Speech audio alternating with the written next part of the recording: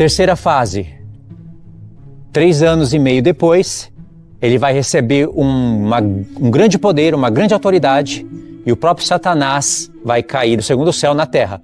Então, essa é a terceira fase e ela é cruel. E a quarta fase é no final da última semana. E aí a quarta fase envolve Cristo intervir. Porque se ele não viesse, o mundo todo seria destruído. Se Deus não colocasse tempos determinados e não abreviasse as coisas, o mundo todo seria destruído. A abreviação daqueles dias são os dias que ele se refere aos dias do abominável da desolação. Abreviar é colocar limites. Por exemplo, o Senhor estabeleceu uma semana.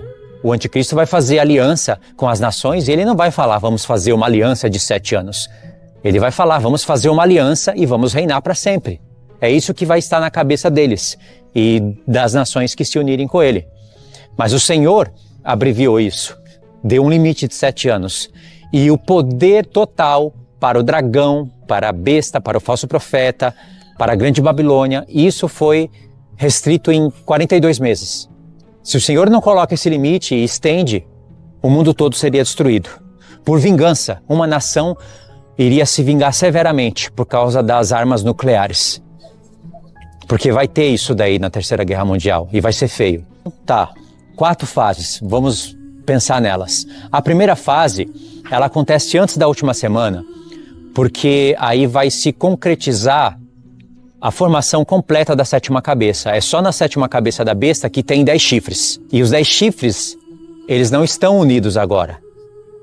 Está em composição. A 7ª cabeça da besta já se iniciou com a ONU, e ela está em processo. Tem só 5 países que reinam agora no mundo, e depois disso, vocês sabem, vai ter que ter uma reforma na ONU. Eu não sei muito bem o que vai acontecer, mas aquilo não pode estar do jeito que está. Agora a gente já viu Rússia contra a Ucrânia e um país ameaçando o outro, depois em Hamas contra Israel. E vocês viram, né? O Hamas conseguiu despertar a ira em todos os países que estão ao redor de Jerusalém contra Israel. Ou seja, realmente eles estão à espera agora de uma nova oportunidade para eles virem com peso total contra Israel. E isso vai acontecer. Por isso que o Senhor vai intervir. Porque ele tem promessas para cumprir sobre Israel. O Israel local, o Israel que é a terra dele, onde está Jerusalém, que é a cidade do grande rei e que é terra santa. Não está santa, está cheia de abominações, está semelhante a uma meretriz, está em escravidão, mas o Senhor irá libertá-la porque é promessa dele. Ok, então o chifre pequeno, ele não é só um homem. O chifre pequeno, quando você lê isso na palavra com todas as informações, você vai entender que é um homem, mas que é um reino também. E sobre isso agora eu não vou falar, porque senão eu vou me perder, é muita coisa. Mas saiba disso, o chifre pequeno de Daniel 7 está em paralelo direto com a besta total do Apocalipse 13.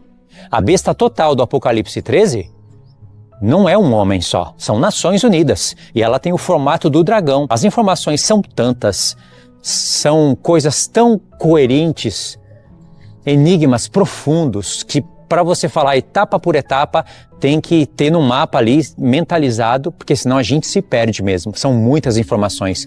E quando você está bem alinhado com as profecias, no final tudo aparece certinho, tudo fica perfeito. Então o chifre pequeno fala a respeito de um homem que lidera um reino, e esse reino começa pequeno, por isso que o chifre é pequeno. Mas ele se engrandece acima de todos os outros chifres, ou seja, acima de todas as outras 10 nações que estarão unidas, e isso seria a 7ª cabeça da besta. Ele vai se levantar com poucas pessoas, ele vai se levantar com um reino pequeno, ele vai ser desprezado. Essas informações estão em Daniel 8 e 11 e precisa de alguns pontos ali, precisa do hebraico. Eu fui descobrindo isso sem querer, porque eu fico fuçando tudo e de repente você descobre que uma palavra que está ali está oculta e só está no hebraico, não tem tradução que traz aquilo pra gente. Então realmente foi sem querer, aspas, né? Eu sei que o Senhor foi me direcionando.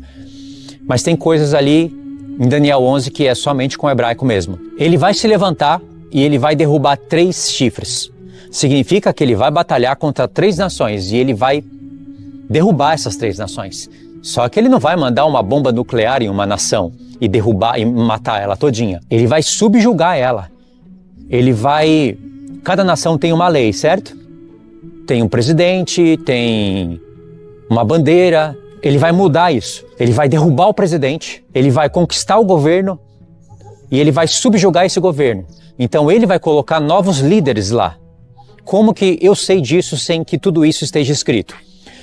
Porque ele derruba 3 chifres e diz 3 dos primeiros, a gente tem que entender o que o Senhor quer dizer com isso. Ele derruba 3 dos primeiros, ou pode ser 3 dos principais, seria primeiro ou principais. Nós temos que pensar, tem muito o que pensar. E mesmo assim, lá no Apocalipse capítulo 13, ainda tem 10 chifres unidos.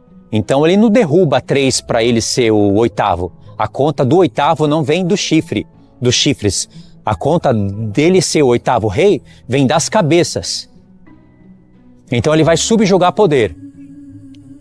Ele vai matar o líder, ele vai conquistar a política, porque ele vai mostrar que ele pode, que ele consegue. E essas informações que eu digo que estão ocultas no livro de Daniel, porque lá em Daniel diz que ele virá caladamente.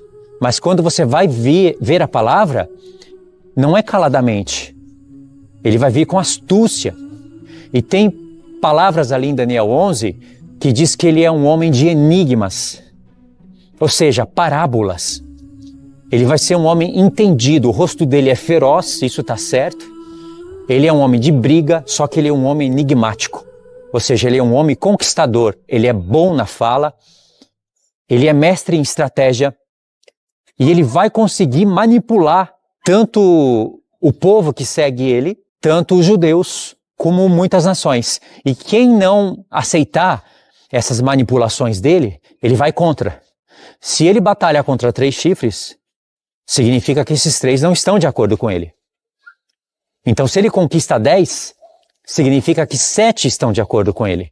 A batalha não é contra 7, são contra 3. Significa que ele começa pequeno, ele vai conquistando poder, ele conquista esses 7, e esses 7 são aqueles que estão aliados com ele para ele batalhar contra 3. É mais ou menos isso que vai acontecer, porque sozinho ou com pouquíssimas pessoas ele não derruba 3 nações. E não são quaisquer nações. São nações poderosas como Estados Unidos, como Rússia, como China. Ele vai derrubar isso daí. Eu não acredito que ele vai derrubar a Rússia e a China por causa dos eventos da Sexta Taça. Eu acredito que ele vai derrubar outros. Então essa é a primeira fase. Ele vai desencadear um inferno nesse mundo.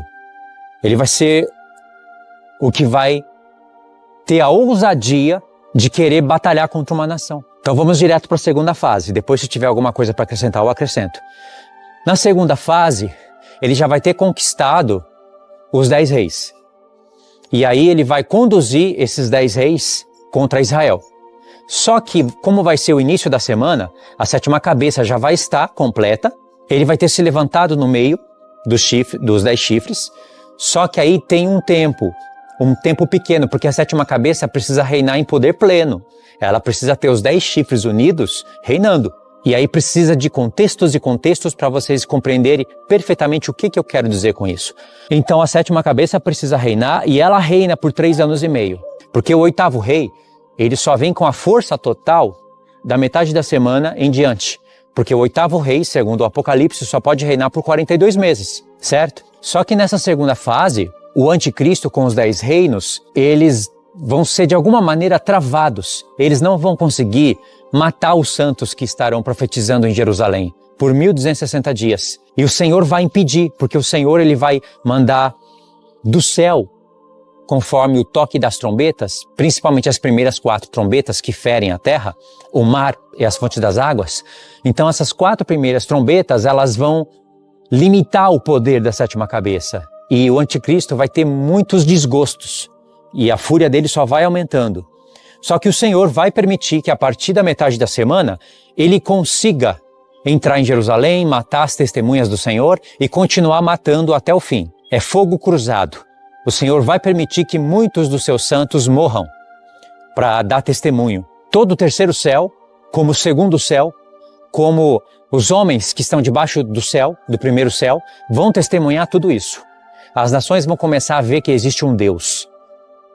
E os ímpios vão ficando cada vez mais ímpios Os santos vão ficando cada vez mais santos e as nações vão começando a enxergar, as nações restantes vão começando a enxergar que tem um Deus e o Israel restante vai começar a se render a Deus. Então as coisas vão andando, parece que Deus está perdendo a batalha, parece que as coisas não vão andar, que não vão se cumprir, as profecias vão se cumprir.